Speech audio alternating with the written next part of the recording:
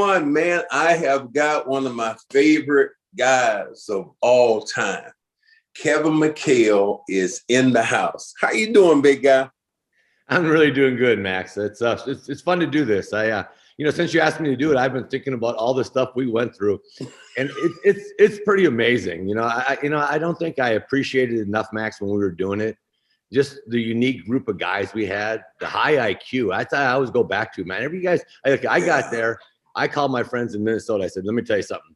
These dudes are different. They know how to play. I don't know what you jokers were doing, but everybody on that team had a really high basketball IQ. So everything you did just happened. Like you'd make wait a minute. Terry Dubrod had a high basketball IQ? Well, okay, let me see. Most guys on the team had a really high basketball IQ. Okay, hold on. The majority. There was so many things that like memories rush when I talk to you about things. But I saw you the other day with Dr. J.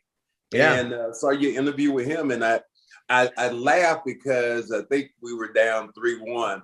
And I love what you said. You were so honest. She was like, and when we finally beat him, he was like, I don't think we thought we could beat you.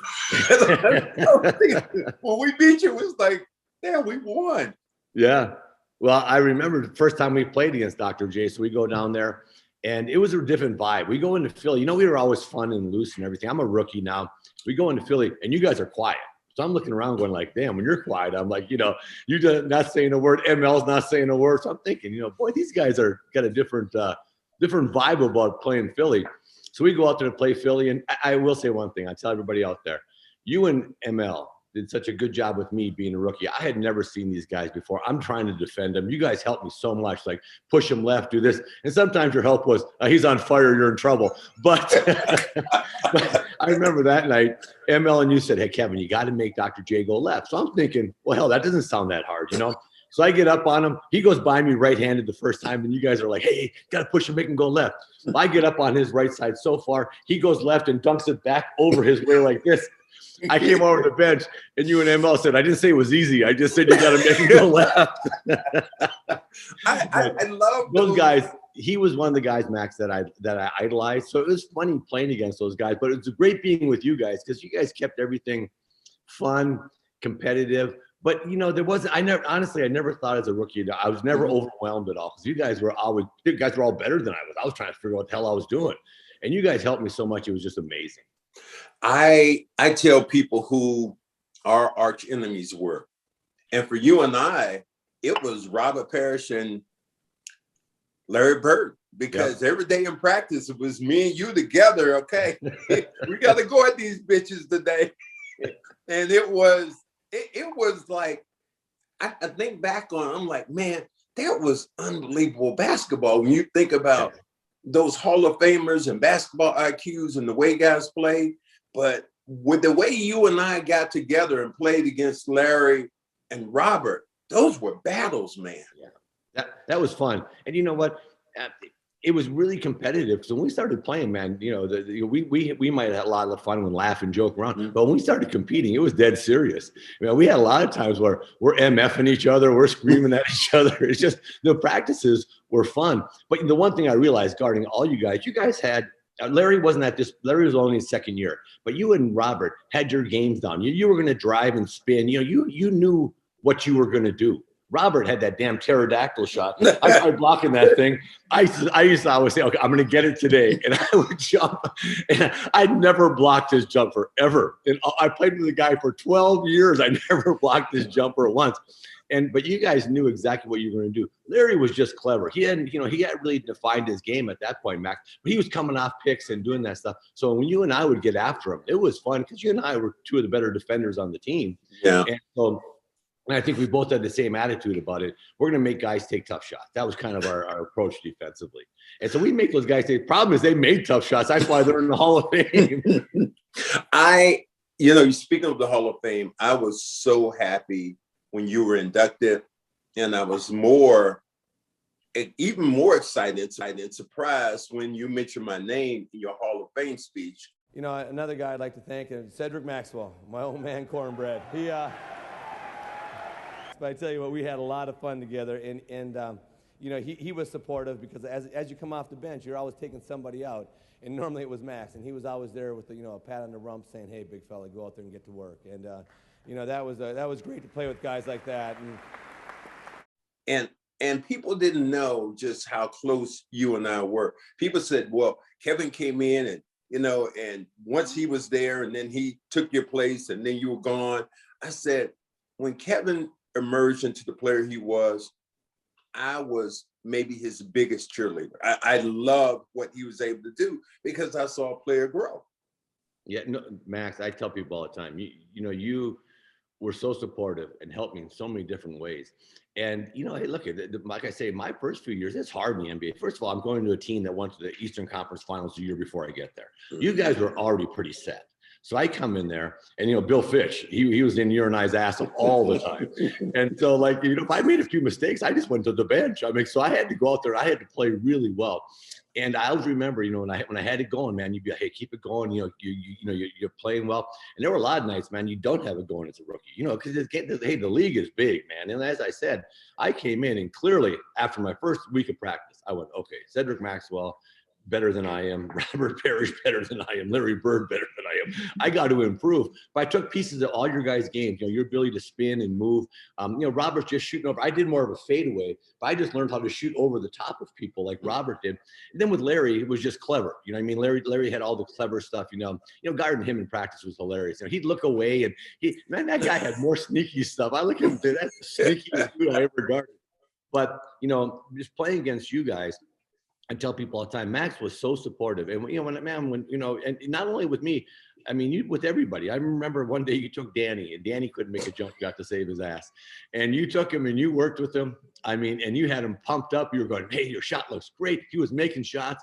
And the first shot, he got in off the bench. The next game, he hit like the side of the backboard and went out of bounds. And you looked at me and go, "All that work went down the drain." It was just amazing. I mean, I remember sitting there with Danny. I said, "Danny, what they're going to do is they don't respect you. So what they're going to do, as soon as you pass to me, they're going to double team me because they know I'm going to score. So I want you to run to a spot. And then what I'm going to do is I'm going to shoot the ball to you in the corner." Exactly what happened. He throws into me. His man runs down. I throw it out to him. He spots up nicely, hits the side of the backboard. And I know you just looked at me like, all that fucking work you did. And he hit the side.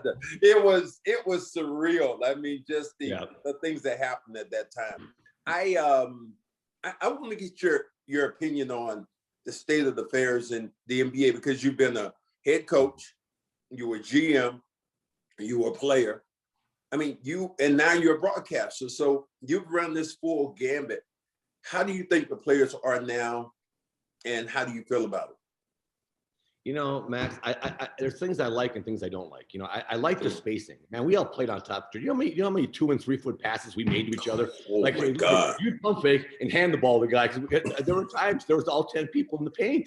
I mean, you know, and it was just, we played in such a small space, and we were a post-up team. You were driving, kick and play. I posted up, Robert posted up, Larry would post up.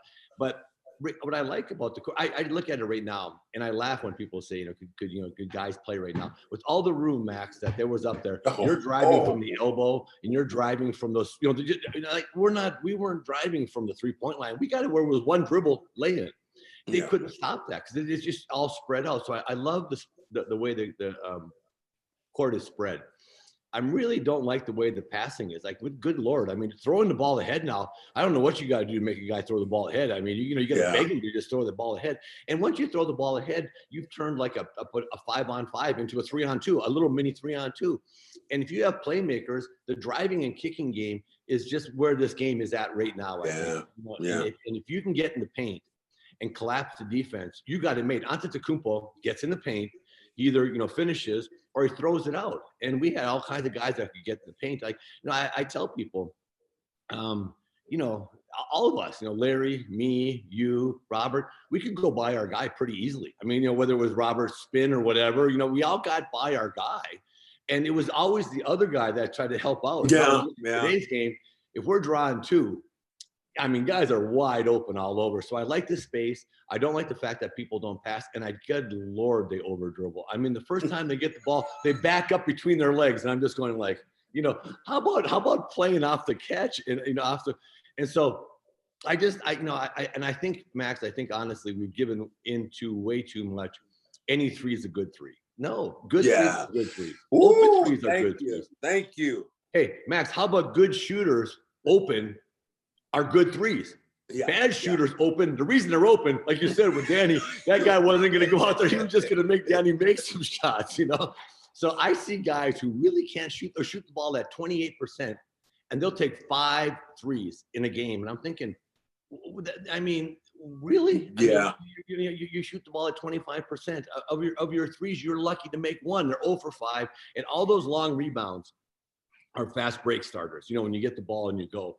And that's the other thing I think that we really ran. We ran when there was nothing to run, because all I know is Bill Fitch yelled at me every time I did it. And he yelled at you every time, but he didn't yell at everybody else. He yelled at Robert too. But us three were the ones that got it. Well, why was Larry immune to getting yelled at? Larry and Tiny. I noticed right away he didn't want to say anything to Tiny either. So if I just hung around Larry and Tiny more, I'd be okay. I hung around you, I got yelled at all the time. Our ability to run, Max, would have been fun in today's game.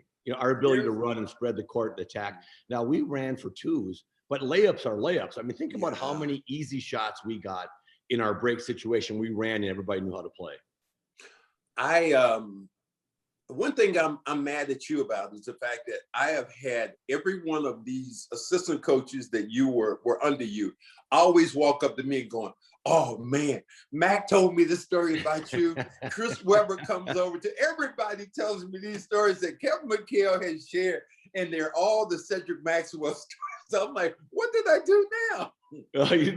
It was all good, Max. I tell you what, the story, they all end up good. In the middle, it may not be so good, but at the end of the story, it's all good. No, I tell everybody, getting back to what we talked about, you were so supportive. You helped me so much. And you really helped me just on so many different ways on the basketball floor, just kind of to find myself. Because when look at that, I don't care what anybody says, when you're a rookie in this league, especially back when you played back, it was so much more physical. I mean, I remember, you had Lonnie Shelton people to deal with, man. And I tell you right now, they'd put some wood on your ass. And so you had a lot of stuff you're dealing with, just the physicality of the game, trying to figure everything out. We had, our offense and playing with guys and stuff like that. But I tell everybody, you were just so supportive. And, there's just the way you guys treated me as a rookie was really, I mean, Tiny was really in my corner. You could feel it. Like I'd make a couple shots and Tiny would walk up. Tiny's quiet when he plays. He was one of the guys that never talked any smack and stuff like that. We were all yapping and crazy. And Tiny would come up to you and go, all right, you gotta go on, keep it going. I'd be like on cloud 9. I'd be like, oh man, Tiny Archibald. I'm thinking Tiny Archibald, like I'm playing with Tiny Archibald. And then he's telling me I'm doing a good job. I'm like, hey man, I was ready to take on the world. Like, hey, it could have been Moses. I'm like, let me at him, baby. I got Tiny said I'm doing a good job. But you guys were so good at that. And a lot of my stories are about you guys in my first few years in the league. You've coached 2 great players, 2 really great players. You had Harden and you had Kevin Garnett. Mm-hmm. The difference between the 2 players are? Kevin is a pass first guy. Kevin is absolute, James is a scorer. And and there's nothing wrong with being a scorer, but scorers have a different mentality, as you know, Max. James can go out and get 10 assists any night he wants. The guy's got phenomenal vision. When he first got to Houston, when I was coaching him, he made a drive, left-handed, throws a bullet to the right corner from I went like, how the hell did he see that? I mean, it was one of those LeBron James. I mean, you have to have special vision to see some of the stuff he sees. But, I used to tell the guys on the team, too, they get a little, pissy. And, James is shooting. I said, dude, he can get 20 assists anytime he wants. He's got great vision. But what turns his clock is scoring. He's a scorer. And, you've been with scorers before. Yeah. They want to see that ball go in the net, man. I don't care. He could be, 0 for 2. We could be up 25. He could be going for 50 assists. He wants to see that ball go in. KG was different. KG was just made the right play all the time. Like at times you'd tell KG, you're hot, just go ahead and shoot it. But someone would pop open, he just hit him. I'd be like, well, that's what he's going to do. He was just, he was he was brought up playing the game. Like you would have loved, he would have fit with our team so well. Oh yeah. Because if you got hot, Max, he would just keep feeding you. And he's a interesting guy because he doesn't care that much about all the stats. And I've said this before. That dude's got 26,000 points in his career. He's a pass first player. Max, we played with dudes who never passed and got 12,000 points. He has 26,000 points and is a pass first dude, which is amazing. James is a scorer with unbelievable vision. And also Kevin really took the challenge defensively. Like if you went to Kevin, he would come to you a lot of times and say, this guy's hot. Let me have him the last 4 minutes of the game. Or otherwise I'd say to him, come here. Don't get any fouls now because I need you at the end to guard whoever it is. And I want you guarding them with 3 fouls, not with 5 fouls. So just, hey, if you got to let someone go by you, do it in the third quarter because at the end, we're going to win this game. You know how it is, Max. You win a lot of games if you're a good team against other good teams in the last 5 minutes of the game. And you better have your top defenders on their top offensive guys. James didn't like that. James didn't like that dynamic. He was not going to say, let me go have LeBron. Whereas KG would look at you and say, I got LeBron, I'll stop him. You're thinking, I don't know if you'll stop him, but I like the, like we were dumb enough to say, I got that guy all the time too. We did the same thing. Max, guy get hot. I remember you saying, I got him. I remember thinking, I'm not sure you got him. That dude's on fire. But it was much more of a mindset. And KG had that mindset of just kind of, like I say, scorers are different, man. And there's nothing wrong with scorers. You need scorers. But KG and from mentally, we're coming from 2 complete different spaces. KG actually got as happy for you scoring than he did he scored. His team scoring just was what it was. James wanted to put up some numbers, and he did, and he does. I see the way that James kind of, and you in Houston, that the way he left Houston really just soured the way guys are almost forcing themselves out of situations now to other teams. I mean, how do you feel about that? Yeah, you know what? I don't like it, honestly. I just think that, and I have nothing wrong with free agency. I have nothing wrong, but to not play hard and go there and just say, this team sucks. I'm only going to give a half-ass effort. That kind of stuff. You don't do that. If you leave, there's nothing wrong with going to. I don't think there's anything wrong at all. And I had to happen when I was a GM. Guy would come in and just say, look, I don't fit here anymore. Or I want to change. I want to do that. Everything is quiet. I get on the phone with other GMs. You try to make a trade because who wants to have guys there that aren't happy? Who wants to have guys there and say, we can't win here? You know what I mean? And so you do it, but boy, not to go public, Max. I just think there's some things you can't go public with. I just think that just, he had a hell of a run in Houston. I think he got to the conference finals twice, and bottom line was there were just teams better than the Houston Rockets. Like we played Golden State in the conference finals. My last full year there as a head coach. You know what? We played them hard. They were better than we were. I mean, we fought like hell. We had a couple of games we could have won. We won 1 game. We probably should have won 2, maybe 3. But at the end of the day, you got done with that series. I was like, man, that team is tighter than we are. Their offense, it moves, just passing. Steph and Clay, all the movement has the defense, on tilt all the time. So they were better. So James had a good run in Houston. It shouldn't have ended the way it did. Now he's going to end up spending all his time, Max, trying to patch up that breakup. You know what I mean? And it didn't need to be that way. He just needed to go in there quiet, come out, come in shape, bust his butt, play great, and then move him. And then everybody would say, okay. And at the end, you know what? There's nothing wrong with after everything's done, Max, to say, no, I went to management and I want to win a championship and this is where I wanted to go and this is what I did. So I think also, it's like I laugh. It's like the teams we played against, like it would have been hard for me to go play for Philly after all the stuff that we did against them. You know what I mean? Like you guys were my guys. And I had so much faith in our ability to beat people that I was like, hey, let's line it up and play. Like, I like my odds, man. Now, you guys might be better on paper. You might be, but you know what? We got some stuff here on this group that paper doesn't count on. We had heart. We had ability to scrap. And, like I will tell everybody, like my first year in the league, what I noticed from you guys, like I wasn't capable of putting multiple games together. I just wasn't defined enough and refined enough as a player. You dudes would have 2 weeks where you'd be the best player on the floor. Then like Robert would be the best player on the floor for 2 weeks. Then Larry would be the best player. All of a sudden Tiny would have a 10-day period where I'm thinking Tiny's 22 again. Like, what's he doing? And you guys just carried the team for long periods of times. And I wasn't capable of doing that at that time. And I think that gave us so much confidence. Like, you were the MVP in 81. And someone asked me about that. I said, I've seen Max be the best player on this team for 2 weeks before. This isn't the first time I've seen Max just get on a roll.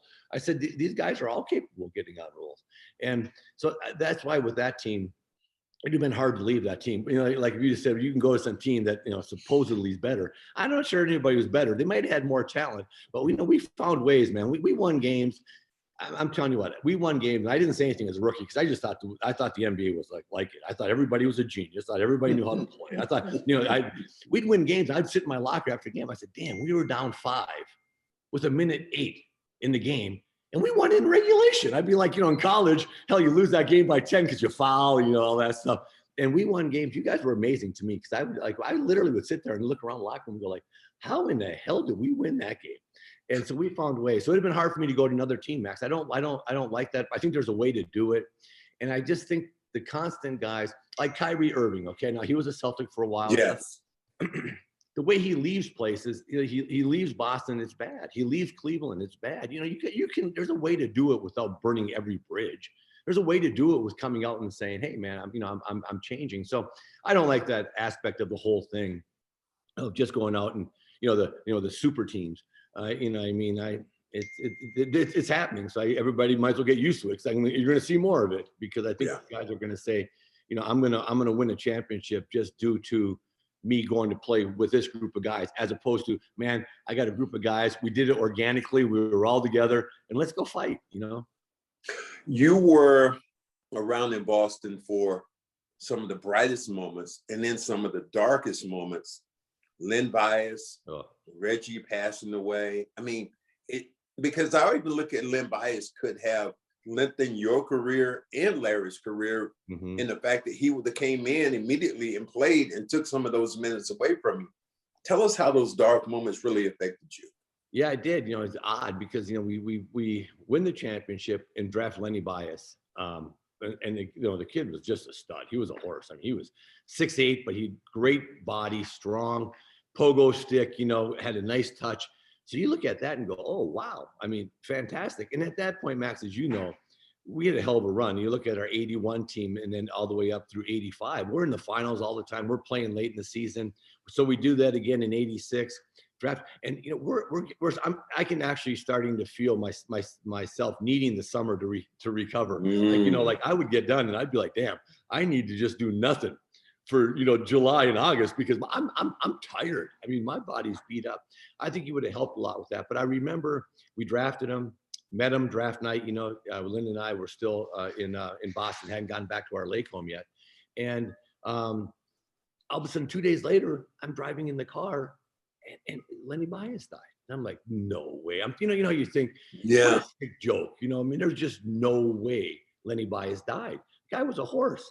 And you know, I went down to the Celtics office back Red's old office when it was at the old Garden, and I went in there and I said, how can this be?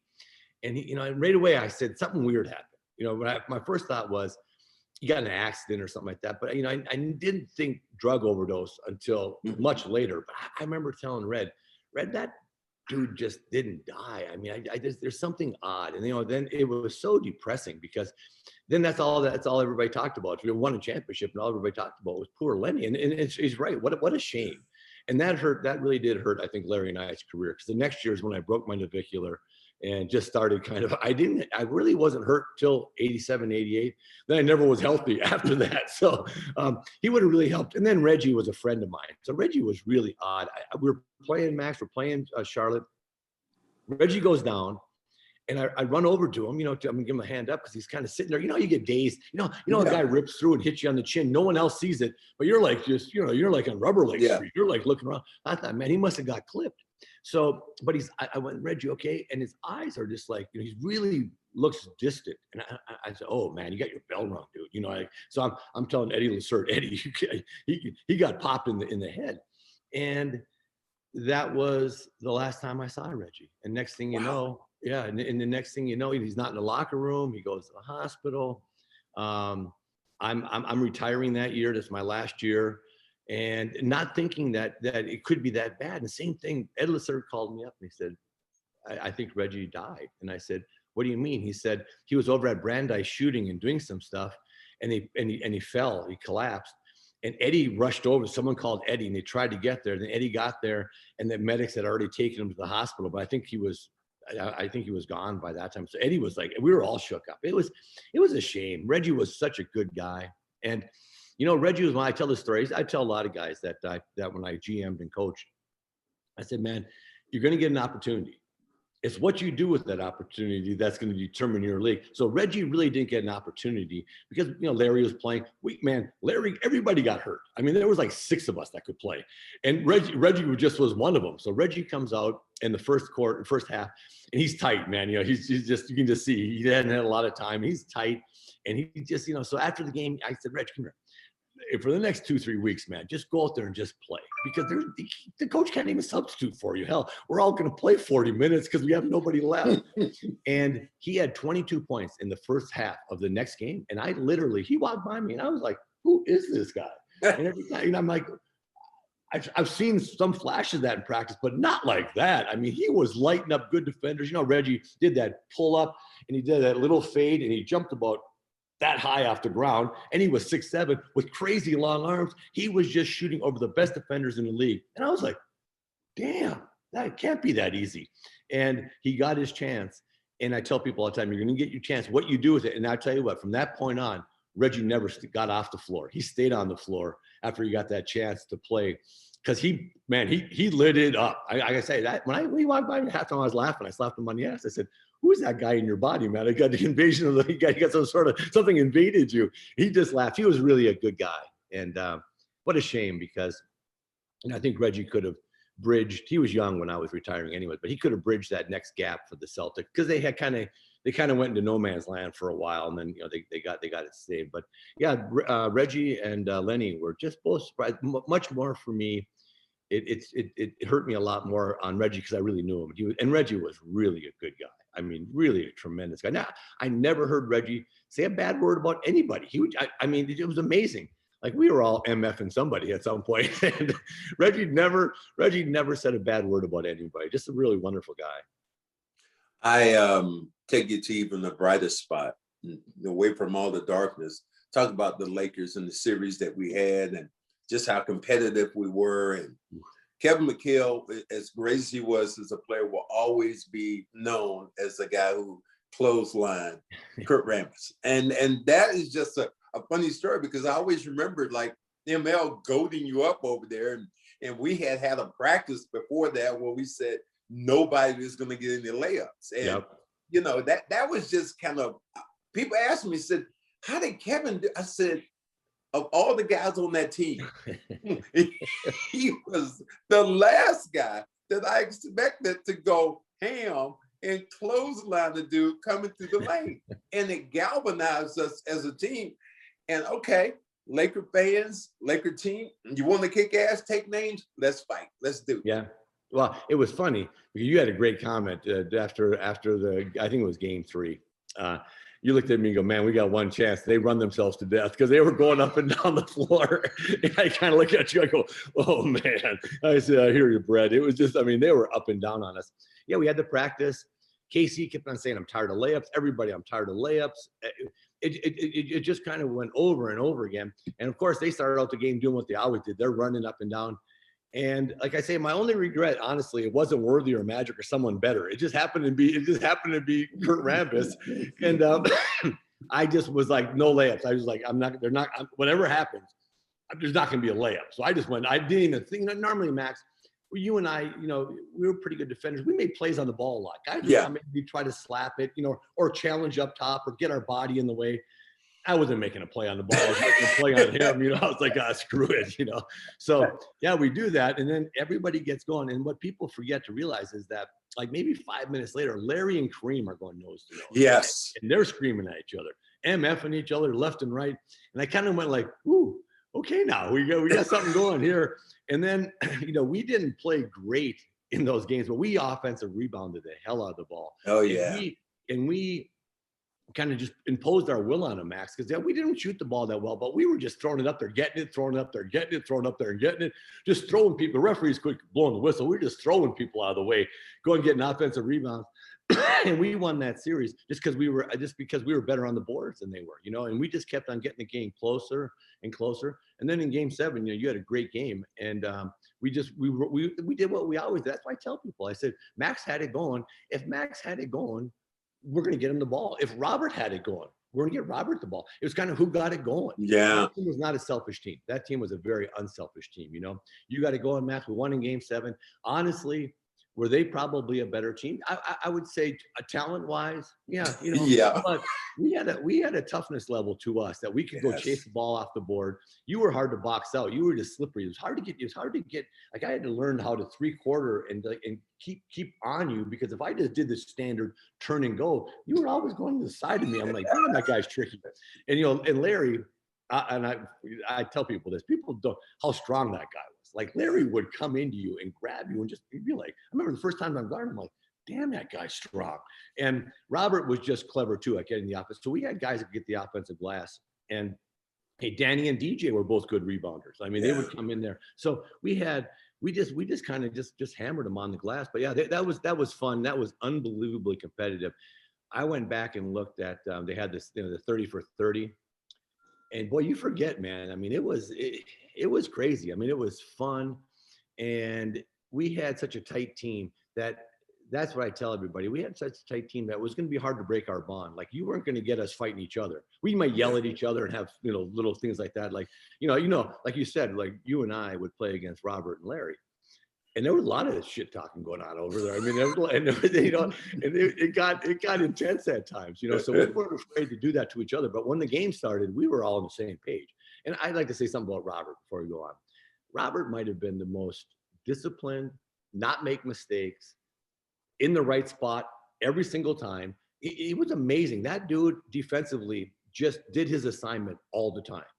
And offensively, he just, you know, it was funny. I tell people he was just so dependable. It was just like, Robert was like a clock. You just wind him up and he put him out there, and he was going to get 18 to 22 points. He was going to get 10 to 12 rebounds, and he wasn't going to mess up. It wasn't throwing the ball in the third. He was just an amazing, dependable guy. And I was lucky to play with him for 12 years. And that's what I always think about Robert. I always think about, man, that dude was just so dependable. It was just amazing. But I think on that team, that 84 team, we had a lot of guys that was, you know, that we all depended on each other too. And when we weren't, you know, and like I say, you got hot in game 7, but whoever was going to get hot was going to get the ball. And that was the fun thing about that team. So we had multiple people that could go off for a 15 or 18 point quarter.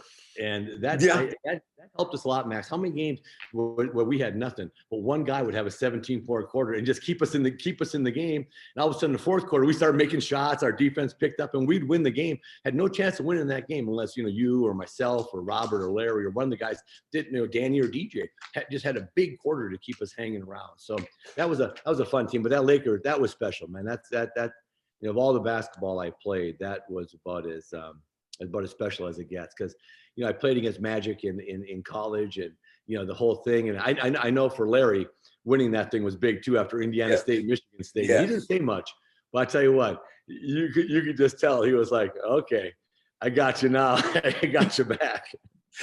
People didn't realize how, I want to say, that Magic really motivated Larry to be even better, because I remember many days going to practice, and first thing Larry would be, you know, reading the paper to see what Magic had done with the late box scores from, you know, what the Lakers had done on the West Coast. And it was just, those two fed off of each other with an anger. And when they got together, we were in the most amazing quiet storm. I always say that when we played the Lakers in 1984, basketball was basketball, but I don't think I got any better than that 7-game series. Just the physicality, the thinking, the art of talking shit, you know, fighting. It was, I'm like you, as much as I love when we beat Houston, I always thought that it was even better when we beat the Lakers because of the nature of the two teams and a guy we idolized. You and I love Kareem. We were Kareem junkies. And then we hated James Worthy, though. We hated his ass.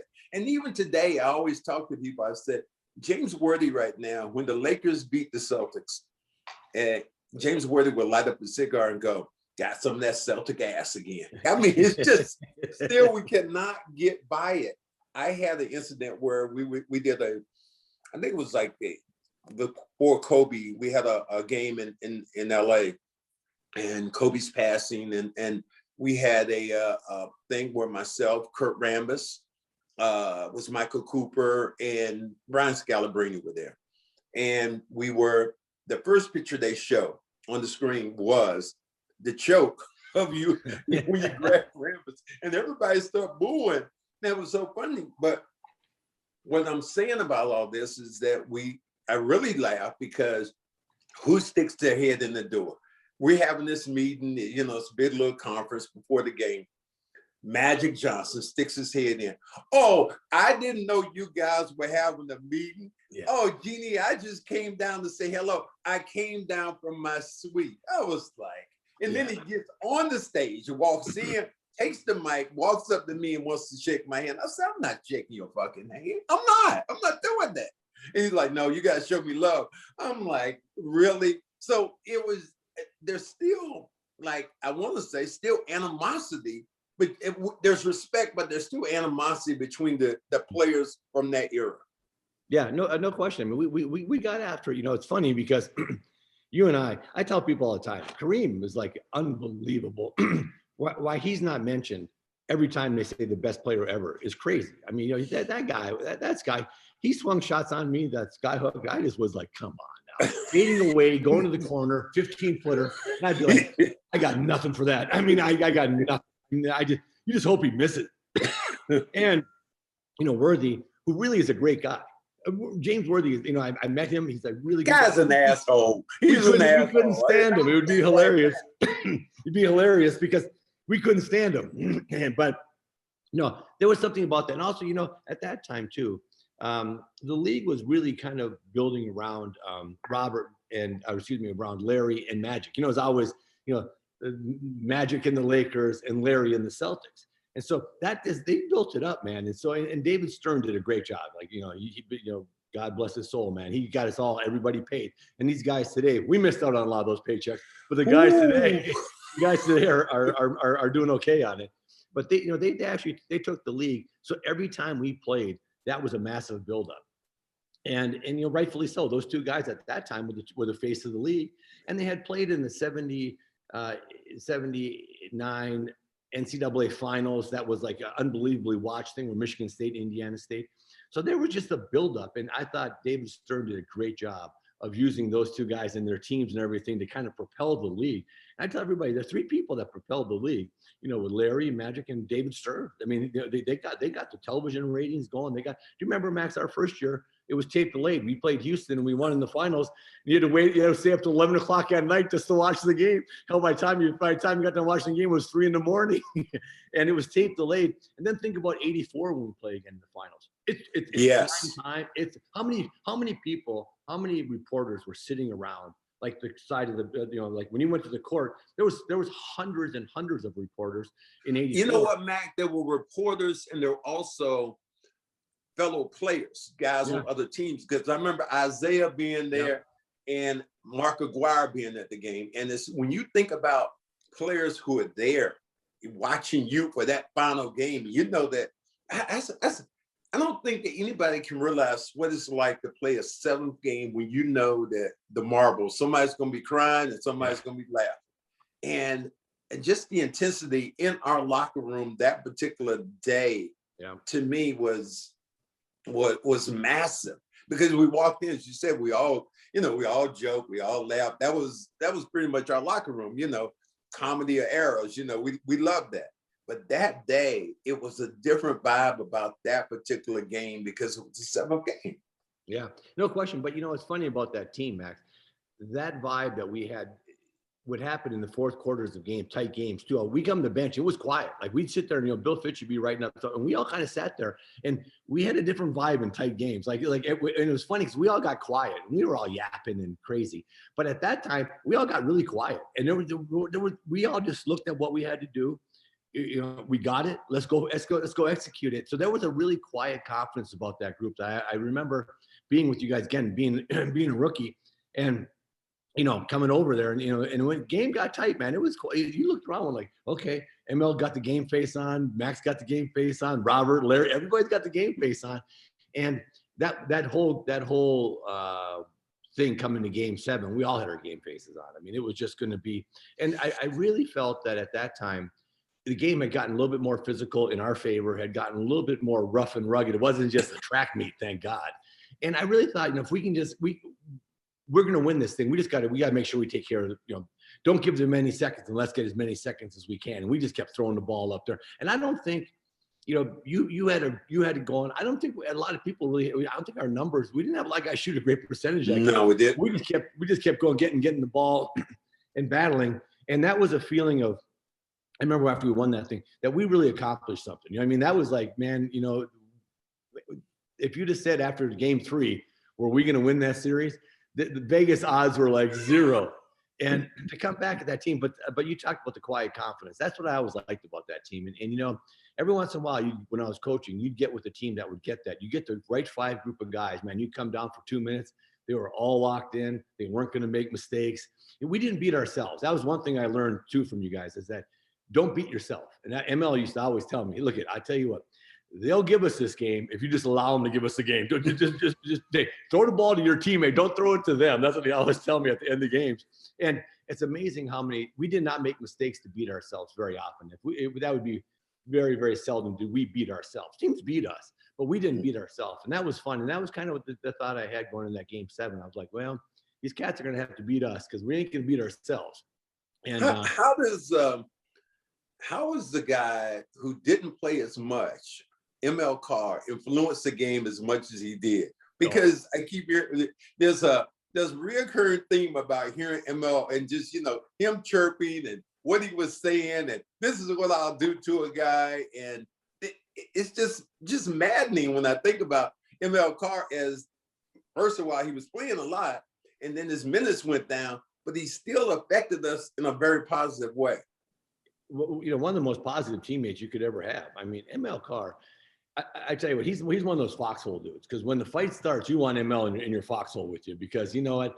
Once the fight starts, he's willing to do anything. He's willing to knife you, hand grenade you, bomb you. I mean, ML's going to do whatever it takes to win that when you're in the foxhole with ML.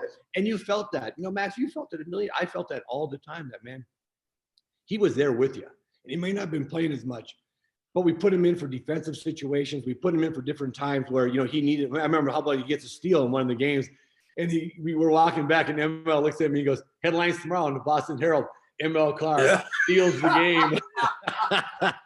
And he played like 5 minutes, but M would go out there and take defensive assignments. I mean, when M, especially when his minutes weren't as what they were earlier, when he's playing more, the coaches say, ML, you got this guy. I'm like, I felt sorry for that dude. ML had no fouls. He's going in with an attitude, and he's gonna beat the hell out of that guy. So he affected a lot of us. I tell everybody, he was, I tell everybody, you and he, from just talking and helping me out and stuff like that. Robert was really positive. Robert never said a bad word about anybody. Another great guy, But mostly from Robert was playing against him, just kind of his game. Same thing with Larry. I just learned stuff from them. But you guys were much more vocal in helping us young guys out, and you helped Danny, you helped myself, ML did. I was so grateful for you guys for doing that. But yeah, ML, he was funny. He play 3 minutes and he'd get the headline in the paper. ML Carr wins the game. I really remember this, and people always tell me about this story. It was when we first got Danny Ainge, and we were playing Hellenic College, and I'm on the podium, and Danny goes, he starts shooting. And I'm over there yapping his stats out every time. 1 for 2, 2 for 5, 2 for 6, 2 for 17. I'm like, by the time the end of the day, I had got I think he only made 3 shots out of 20. And I'm over there like, why do we have this guy? What are we doing over here? Yeah, Danny came in, and I felt bad for him because I came in a couple of days later of training camp. Danny came in December. Remember that? Our team was pretty tight.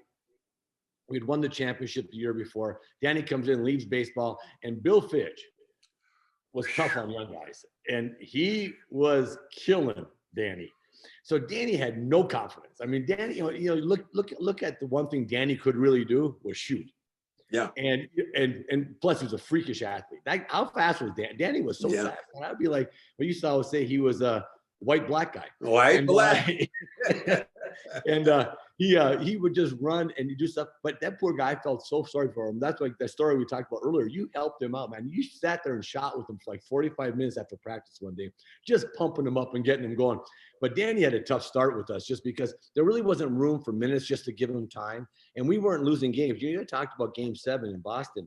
I remember many games, like, toward the latter part of the season, maybe with 20 games to go, we'd be playing, and there'd be a bad call. And I would look at the referee and say, man, you got to get your head out of your ass. And he would look at you and go like, I'd say, we're trying to beat the Lakers. We're not trying to beat this team. We're trying to get a better overall record than the Lakers, because I was already looking at them and who's going to get Game 7, who's going to get those games. So Danny didn't have a chance to really kind of just flow into come into a bad team and just flow. He earned everything he got. And I mean, I'll tell you what, I respected Danny's work ethic because he did not come easy. And Bill Fitch was on his ass. He was absolutely. He battled and battled and battled and battled and battled. But at the end of the day, Max, I think one thing you'll say about Danny, he's a battler. I mean, that's what he is. Yeah. Danny's a competitive dude, man. And he just never got down. He just kept fighting, and he earned his time. And actually, when Red made another very good trade, when he traded Gerald Henderson, to kind of open that spot up for Danny. Yeah. And that ended up being a great trade. I think that was Lenny Bias. Lenny Bias pick. So, but Danny did a great job of just kind of persevering through. Because I'll tell you one thing: when it was your time to have Bill Fitch in your ass, it was not a good time. And he would stay on it for a couple days in a row. Then finally, I'd be so happy when he started yelling at you at practice. I go, thank God, he's off me. He's been on me for 2 days. And then I always remember Chief one day. Chief, it was Chief's turn, and he was yelling. All of a sudden, Chief goes, "That's it. That's it. That's motherfucking it. That's it." And he just starts saying, "That's it. That's it." And I'm like, oh shit. And it was like a volcano was getting ready to go. And every time, because you know how quiet Robert was, every time Robert would go, "That's it. That's motherfucking it." I was like, oh man. And he went off, and we were at Boston Garden. I remember it because Robert just went off. I was like, whoa. Like Bill kind of tried. Bill and he went and sat in the stands, and I think, and after that, he did not jump Robert nearly as much. Yeah. That was up to you and I. That we get that. We don't take the weight now. Robert blew up. I was like, oh boy. When Robert got that, man, I was like, oh man, I've never seen the big fella look like this. Wow. Kevin, I'm gonna move a little bit, and we're almost done here, but I want you to tell me what's going on right now with you and Turner. I mean, that situation you're in now, and the guys you're around. I love when you run these roundtables talking to different players, and and the way they respect you and look up to you as champions, and but then you see Charles Barkley, as great as he was, not to win the championship, they're always down in Chuck for whatever reason it might be. Like, you didn't win, Shaq will just bury him, Yeah. That just working for the whole Turner Sports thing, NBA TV, TNT, there were great people there, and they were really fun to work with. But yeah, it's funny, Max, because I think we were doing it, and we loved to play basketball, and that was the best paycheck we were going to make. No one paying me anything near that to do anything else in my life. So it was fun, and you don't realize how many of these young guys we really affected, because you talk to these guys, and they will go like, oh man, my high school coach was saying, you got to watch the Celtics, got to watch that team, how they play together, blah, blah, blah. So it was really interesting because, yeah, there was I just didn't realize we affected that many people. C-Web idolizes you. I mean, yeah. when he talks to me, he'll come to me and he will search me out and see me. He'll come up, man, let me tell you what Max said about you. And he goes on. You must have filled his head with so many different things. It's astounding to me. Yeah, it was. Well, it was fun because I just kept on telling him. I said, he kind of came into a team that wasn't that good, and I said, I just came in the opposite thing. I came into an established team, and I learned how to win. And I said, Max, if you've got talent, you know this. If you got talent and you're willing to take 24 shots, probably 10 of them are bad shots, you're going to get 20 plus points. Yeah. But it's easier to get points than it is to win. People look at me and they think I'm crazy. Greg Anthony used to always tell me, no, because Greg, I said, that's because you weren't talented enough to go and get your points. I said, and Greg's a good guy. He's my buddy. And I say, yeah. I said, no, it's easier to put up points than it is to win. Mm-hmm. Winning is the hardest thing to do in the NBA. And, so I came in the winning thing. So with Chris, I always just talked about my experiences with you guys and how you guys taught me and how you guys held me accountable. And when I messed up, you guys were not afraid to jump my ass either. I mean, many times I got to the bench and now Bill's going to yell at me. And I said, I've already heard it from Max, ML, Tiny, Larry. I messed up the coverage. I got it, because by the time I got there, you guys had walked up to me and said, hey, Rook, you got to do this, or hey, Kevin, you got to do that. So you guys helped us. And, and Chris would always be like, man, I said, Chris, I wish every good player that had talent could come up in that type of thing, because you had to earn your spurs with you guys. Like I said, when I started off, I wasn't better than you guys.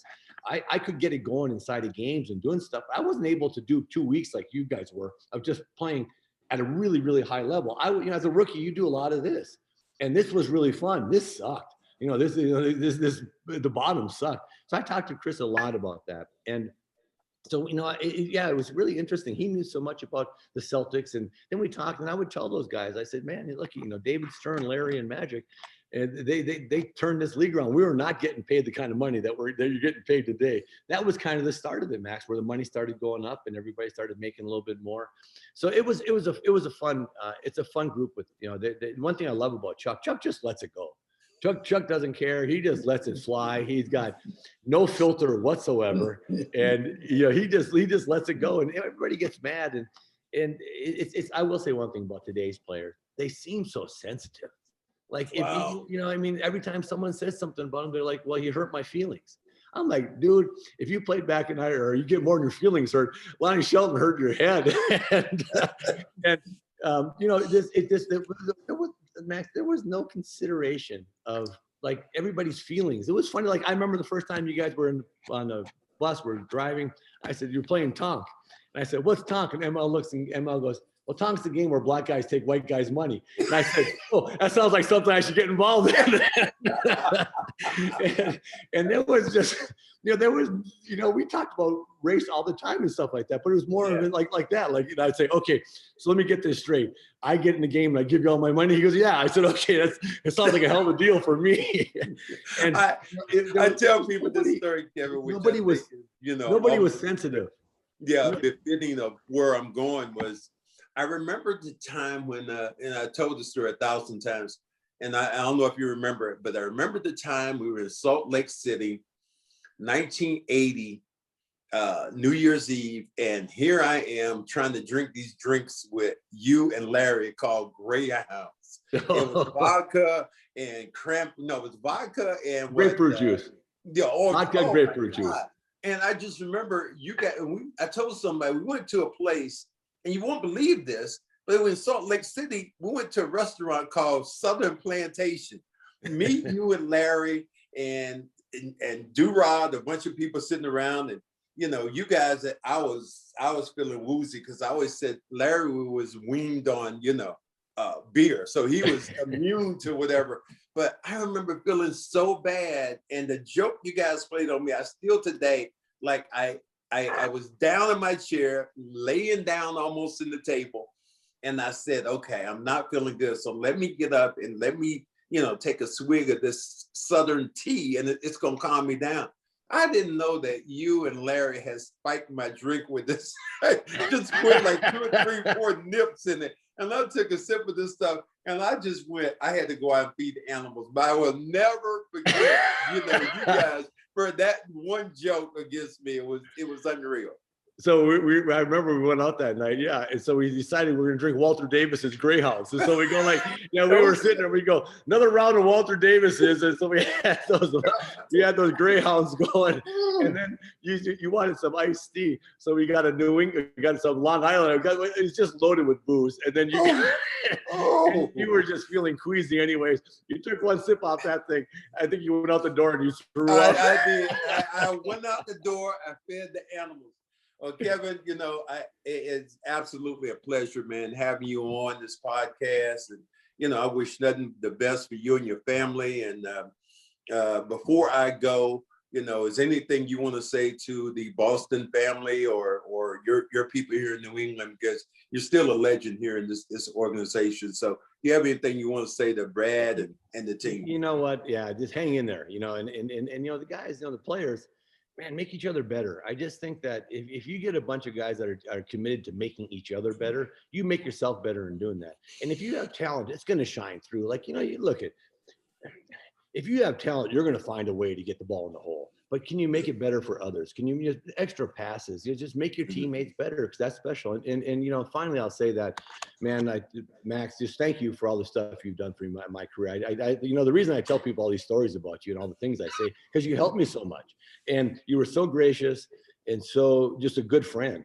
And that was the thing, is that we come from completely different backgrounds, but we all ended up being really good friends. And that friendship, it meant more than anything, really. I mean, it was that friendship carried us through a lot of stuff, and that made those teams special. Just the friendship, and it was a great learning experience for me. And Boston, it was a great time to be in Boston. Remember in that '81 championship, Boston was going through some tough times too. Remember, they just this unemployment. There's a lot of stuff there. 128 corridor hadn't been built up yet, and all that stuff. And by the time I left, Boston was a happening city. But when I first got there, man, they needed that championship. And that '81 championship was kind of like the whole New England championship, and they supported us. And I had fun. It was an amazing group of guys that got together. And it's funny, in our life now that we're in our 60s, that's 4, 5, 6 years together. But I will tell you one thing. I think about those 4, 5, 6 years a lot. Yeah. I think Mac, I do have to ask one other question before I let you go, because I asked this of everybody, and it's kind of tough. You have a Mount Rushmore of sports. Kevin McHale is building in his backyard. You got 4 people you can put on that Mount Rushmore. Who are those 4 people? Wow. Well, doesn't have to be basketball. Doesn't have to be all basketball. It could be anybody.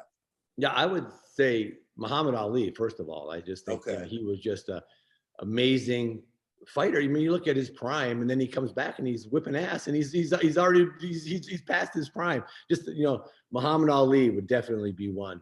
Wow, that's so hard. I mean, we talked about it. It's like you got to have a basketball player, because basketball is such a huge thing. Bill Russell, Kareem, Larry, Michael Jordan. It's so hard for me to just pick like one of those guys. And now here's a New England thing. If you're just talking about football, just plain football, how does Tom Brady? I mean, he just won another Super Bowl at 43. At 43, Max, we were trying to nurse our aching bones, man. That's just amazing. And you look at that thing. It's so hard. That's like when everybody says, name your top 5 basketball players. It's so hard because there's so many people that I look at that are so deserving of that award. But I would say that there's a few, like like I say, Muhammad Ali. I'd put Tom Brady just from football up there. Yeah. That guy, won like crazy.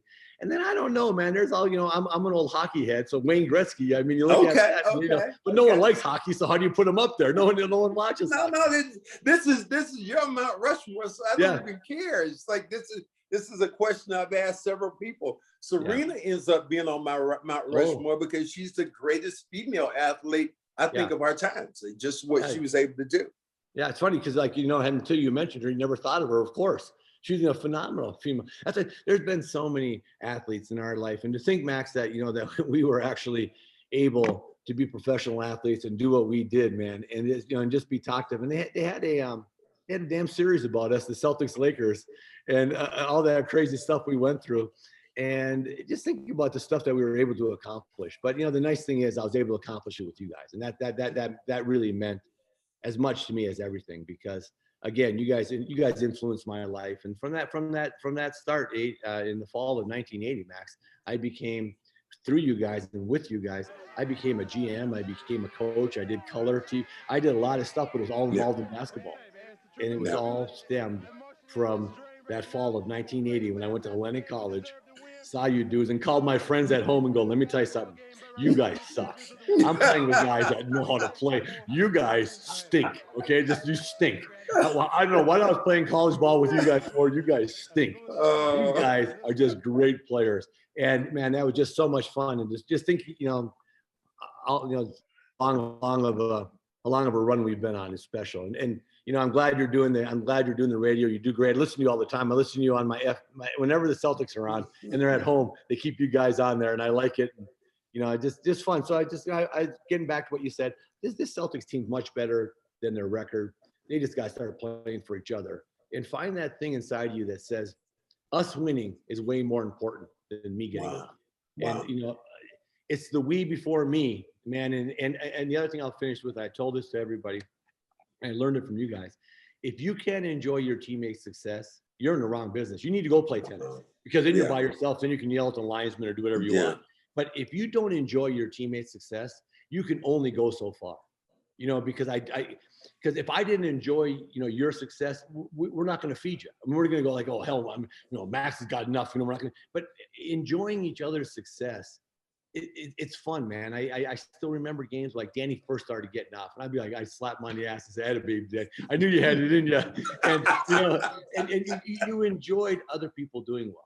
And for me to be able to celebrate playing with you and Larry and Robert and DJ and Danny and Henderson and Durod, our good friend. I'm so glad you called me during that whole thing. It was so sad that Durod. And Durod's another guy. Think about how many stories we have with Terry Durod. And people wouldn't even know he was on our team. He never played. But I know one thing.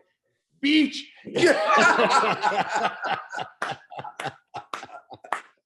Well, dude, you are off now. Thank you very much, man. And, enjoy yourself and don't be a stranger, my brother. You got it, man. Great talking to you, Max. Thank you so much. All right. Thank you, man. Appreciate it. Bye-bye. Bye-bye. I just want to take a second and talk about Marigold with their stem cell research has been amazing. I went and did an evaluation, and I ended up getting a shot. And I'm hoping right now I'm going to be back on the court. These guys were brilliant. They communicate well. They give you an education on what it's like. And that is what really, to me, won me over, because not only were they going to give me an operation, a procedure, but they were going to educate me about this procedure. And in learning and being comfortable, that is how you get well, and that's how you become partners. And my big shout out to those guys. They did a fantastic job. Check them out at marigoldmedical.com. That's the place to be.